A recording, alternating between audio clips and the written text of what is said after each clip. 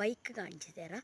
അത് എൻ്റെ സൈക്കിൾ തന്നെ, എൻ്റെ സൈക്കിളിനെ മോഡിഫൈ ചെയ്ത ഒരു ഇതായിട്ടാണ് ഞാൻ കാണുന്നത്.